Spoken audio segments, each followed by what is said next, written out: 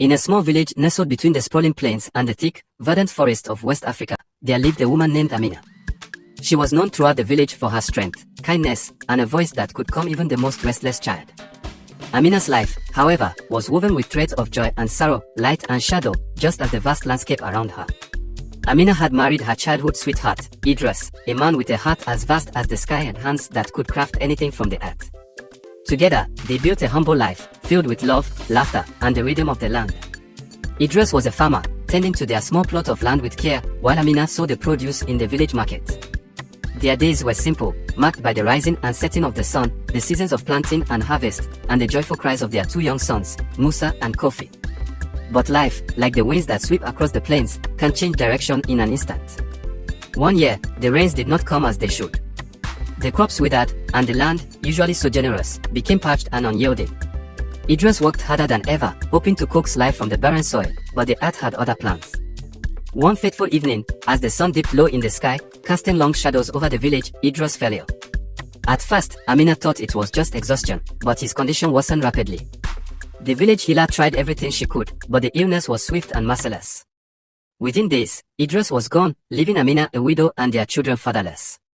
The loss of Idris was a heavy burden on Amina's heart. She mourned deeply, but she knew she could not afford to let grief consume her. There were mouths to feed, fields to tend, and two little boys who needed their mother more than ever. Amina took on the responsibilities that had once been shared with Idris. She tilled the land, planted the seeds, and prayed for the rains to come. The village rallied around her, offering support where they could, but it was Amina's inner strength that kept her going.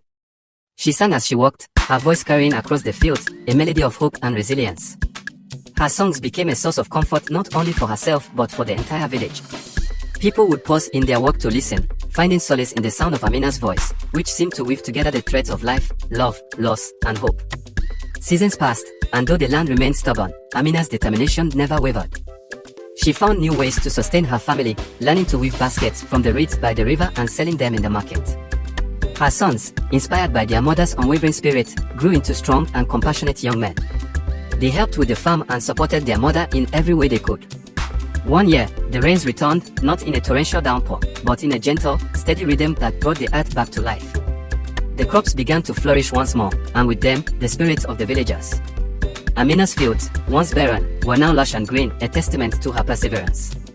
Though the ache of losing Idris never fully left her, Amina found peace in the life she had rebuilt. She knew that his spirit lived on in their sons and in the land they had nurtured together.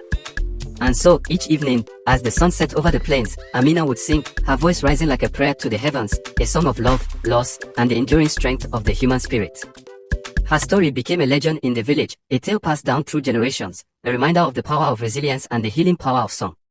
And long after Amina herself became one with the earth, her voice continued to echo through the fields, carried on the wind, a song for all who would listen.